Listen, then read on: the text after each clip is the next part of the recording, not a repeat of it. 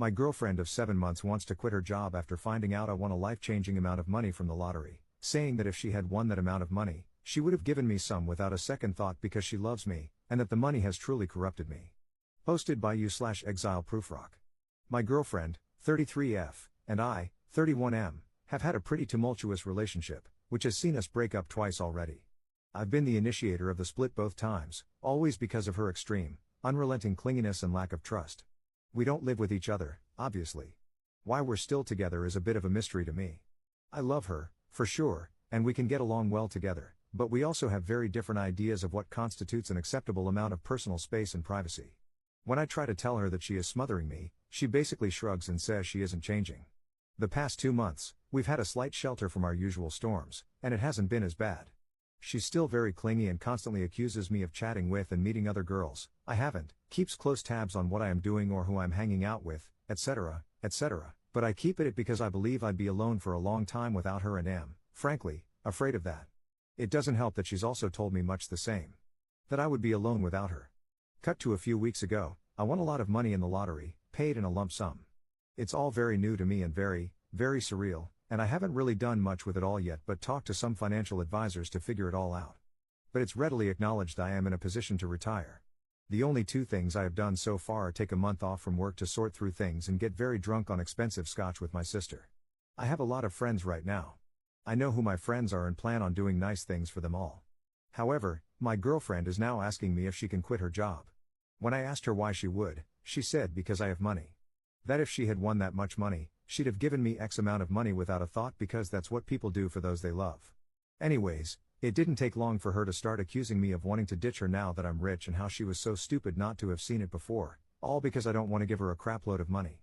I am in an awkward position now. What am I to do? I am not a stingy or shallow person, but this relationship was rocky before all of this. I am afraid of looking shallow, I guess, even though I believe I am being practical. And while I am not necessarily clamoring for us to split right now, I feel like this will be an issue as long as we're together. Sorry for rambling. Hope that makes sense. Top/relevant comments. Commenter.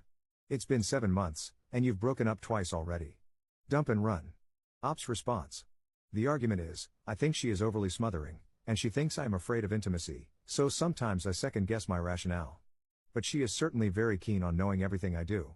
Like, if she sees I am online and it's not writing a lovey email to her, it's an argument all night. I realize it sounds cut and dry. But she does have her good qualities. Commenter 2. You've yet to mention any. Reread what you've written and ask yourself, based only on what was written, what your advice to a different person who wrote that would be. Commenter 3. Nope, nope, nope. You have this windfall, and suddenly she thinks she's on easy street and never has to work again? F that. You have much bigger fish to fry than your dating life. You need to talk to a financial consultant and find a way to make this money last so that you don't end up yet another cautionary tale. You need to learn to be appropriately selfish in a big way, and most likely, you're going to have to end your relationships with a lot of people. Otherwise, you are going to be expected to pay for pretty much everything and shamed when you don't. Don't F around with this, it could be the greatest or worst thing that has ever happened to you. Ops response. You hit the nail on the head. I do feel ashamed of thinking selfishly, and I think I worry about being perceived as such. It's amazing how much some people have opened up to me in the past weeks. Commenter 4. She is your girlfriend, not your fiancée or your wife. She has no right to quit her job and rely on you to support her.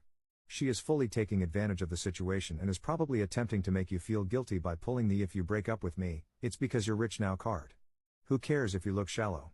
She shouldn't assume that just because you happen to win a large amount of money, she is entitled to any life-altering benefits from it. I would sit her down and explain exactly why you are breaking up with her and explain why it has nothing to do with the newfound fortune. If she still accuses you of it being because of the money, you'll know she is just trying to emotionally manipulate you. Ops response. Extremely well said. Who cares if you look shallow? This seems to be my problem. She just texted me a while ago saying she accepted my quirks before I won the money, and few ever did so before. I've only had 2 relationships, so to ditch her now proves money will change me. I feel guilty. Commenter 5. Saying she accepted my quirks before I won the money, and few ever did so before. I've only had 2 relationships, so to ditch her now proves money will change me.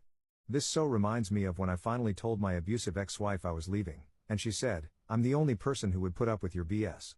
I feel guilty. Which I am sure is her intention. This is manipulative as hell. If you didn't think you had a reason to leave before, you do now. Op adds an edit to his post. Thank you all for taking the time to respond. I think I am taking my anxiety about the whole situation in general and applying it to a relationship that was already on wobbly legs. I am afraid of having to make tough, selfish decisions with a lot of out-of-the-woodwork people, but this is clearly a no-brainer. The decision was essentially made even before my win. Thanks again for your input and advice. Update 18 days later. A few people have messaged me asking for an update on this situation. In a word, nightmare. Suffice it to say she was not happy when I told her that she needs to forget about the money for now and that we had serious problems in our relationship from before the win that we kept sweeping aside, and all this has done is force us to have a conversation we needed to have anyway. It got heated pretty quickly, and I felt like we kept digressing into petty arguments about old stuff instead of sticking to the main issue. She suddenly took to calling me manipulative and emotionally abusive, which took me completely off guard and had me scrambling to defend myself before it occurred to me that she was just trying to make me feel guilty again. After probably 4 or 5 hours of getting nowhere, I finally said that we are breaking up and there's nothing more to it. She got up from the couch, got her stuff, told me to go to effing hell, and slammed the door. The next day, the texts and emails started to come in saying that no one will love me like she did, how it's sad to see how money has changed me so quickly, hoping I have fun banging superficial escorts, on and on and on. I ignore the messages. The next day she calls, and I ignore the call. She goes to voicemail and says she is crying, says she needs my help, has no one else to turn to, and to please call her. I don't call her back. Thursday night around 11:30 p.m., the police are knocking at my door. Apparently, a neighbor called in a loud domestic dispute from my apartment. I tell him I've been alone all night. He asks to take a look around, and I say sure. He says the neighbor who called is not answering their door nor their phone and asks if I recognize the last 4 digits of a number, which I don't. So he asks if I know of any reason why someone would call the police making such a claim. I tell him I did recently break up with a girlfriend on the weekend and we did yell, so either someone took their time to call or my ex is not taking things well. We both agree it is strange. I decide not to ask her about it. Over the weekend, I get a few emails, texts, and calls from her that start off sweet and nostalgic and end up angry, accusing me of throwing her to the side and being heartless, among other things. From the voicemails I can tell she is drunk.